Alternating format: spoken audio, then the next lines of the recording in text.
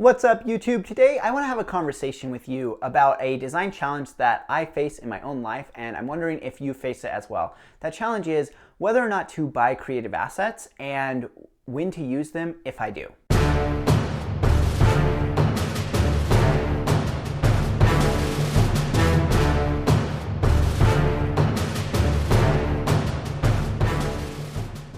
Okay, welcome back. My name is Ben Nielsen. I'm a media design educator, and today we're going to be talking about a challenge that I have when it comes to my creative work, and that is when to buy creative assets and when to use those creative assets if I do buy them.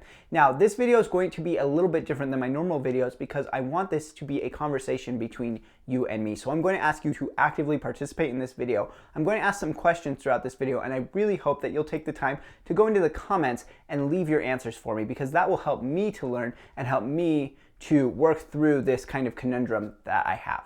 So if you've been in any of the creative fields for very long, you've probably come across people selling digital assets to help you in your creative work. And this could be anything from like stock photos and videos to animation templates to fonts to Procreate brush packs to texture packs that you can buy to do overlays into your different design projects to different icons and assets that you can use over and over again, UI kits if you're into UI UX design. There are lots and lots of different versions of these. Some really popular ones are things like Lightroom presets for your photos or LUTs to put on your videos, and they're just ways of trying to speed up your creative workflow by using an asset that somebody else has already created. And a lot of creatives sell these online, and that's one of the ways that they supplement their income. You'll see this especially with a lot of other YouTubers where they create some type of pack or something and then they sell it or give it away to help other creatives do their work. And the promise of all of that is that it will save you a lot of time when you're doing your work if you're just able to slap one of these things on there and use it without doing a lot of that work yourself. And I have kind of a roadblock when it comes to these kinds of things, these assets that you can buy online. And I've had it for a while, and I wonder if some of you have it as well. So go ahead, drop in the comments, and let me know if this ever happens to you. But I often don't want to purchase a creative asset, not because of the money that's involved in buying it, but because I feel like I should be doing that work myself. I feel like I'm not really doing the design work if I'm not doing every bit of it myself. Like for example, I've been using a lot of texture lately. And I've been using these textures from Retro Supply, and they're really, really wonderful. But I always feel a little bit like, well, I should be going out and taking pictures and creating textures of my own and then bringing those textures into my own work rather than using these ones that were pre-made for me. And I always just kind of have this internal struggle with that. So let me know if that's something that you ever struggle with as well. Let me know which creative assets you feel that you can buy and use, and which creative assets you feel that you need to do yourself. For myself, I've noticed that if it's something that seems really related to the work that I do, so particularly if it's something for like graphic design or photo editing or video editing, I feel like it's something more that I should be doing myself. And if it's something that's less related, so for example, I haven't done really any music production at all. So when I go to put music into my videos, I never have this feeling that like, oh, I should be going and creating that music myself, because that's not something that I've ever done. It's not really part of my work. But if it's something closer to home, say for example like editing photos, I never really feel like I should be buying Lightroom presets, because I feel like creating that look myself is something that I should be doing on my own. So let me know which things you feel that way about. Which things do you feel comfortable buying and putting in your creative work, and which things do you feel uncomfortable doing that and feel like you need to do yourself? And I imagine that will depend a lot upon what kind of a media designer you see yourself as being. So I've been thinking a lot about kind of this roadblock, this issue that I have throughout the pandemic, because as the pandemic has been going on, I've been trying more and more to help out other creatives in my own little way by purchasing things from them.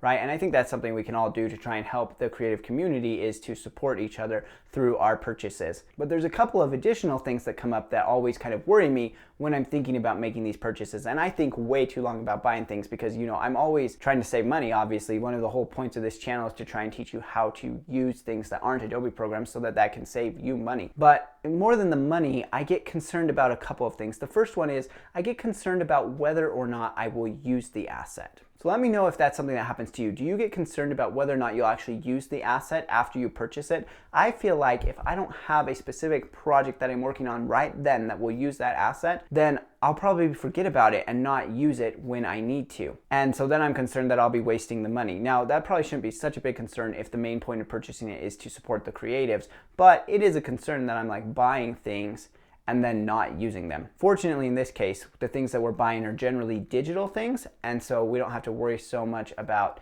creating a lot of waste by buying them like we do when we're buying physical products. The second thing is really related to that, and that is I don't know if I'll be able to organize my assets well enough that I can access them later when I do need them, or remember that I have them when I need them. So if you have a great way of organizing your digital assets, please let me know that in the comments of this video, because I am really wondering about that. I think it seems like the easiest thing to do would just be to import those assets into the program that you will need them in eventually. Things like importing your Procreate brushes into Procreate, and importing your fonts onto your computer so that they'll be in your font list, importing your presets into your photo editor right away. But then those lists end up getting really long. So for example, I might get a font and then not need to use it right away, and then down the road I might really need a font that looks just like that, but I might forget that I have it, and just scrolling through that huge font list on my computer just isn't going to be very helpful in knowing that I have that particular type of font. I wish I had some way of organizing them. The same thing happens with brushes. I can just get so many brushes in Procreate or in Affinity, and then I just have this list, and when I'm looking for something, I might not be able to find the one that I'm looking for, or I might not remember that I have a brush that does that specific thing. And so that's a big concern for me, is just how do I organize these assets? You can end up with hundreds of different assets, and sometimes if you buy a huge like bundle pack or something,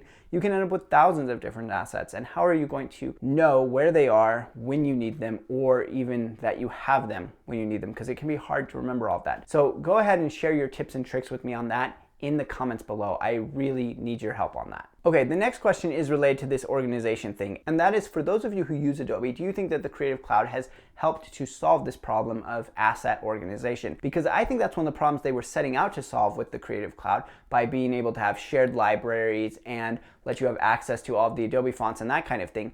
But I want to know from you, do you feel like it has actually solved that? That's not something that I've spent a lot of time dabbling in with things like shared libraries and stuff like that, so I don't have a lot of experience in whether or not it really helps. So let me know if you think Creative Cloud has solved that problem. This is really interesting because Affinity in Affinity 1.9 released the Affinity account, so that all of the assets that you buy through the Affinity store are actually in your account, and you can then access them, choose to install them from the program, from this My Account interface. Now, the problem with that currently is it's not very organized, it's a little bit clunky, and you can't import any other assets into it. You can't bring in anything that you might have bought on some other creative marketplace. And so it's not really an all-inclusive solution, because the Affinity store is not all-inclusive. It doesn't have everything that you might want. And it might even have pieces from some different creatives that you might want, but they might sell other things as well that aren't on the Affinity Marketplace. A good example is the things from Retro Supply. So Retro Supply has put up, I think, like some stuff in the Affinity store, but most of their stuff they just sell through their own website. So there isn't really a good way to get those things into your Affinity account. So I'm interested to see if this Affinity account will evolve in order to help solve this asset management problem.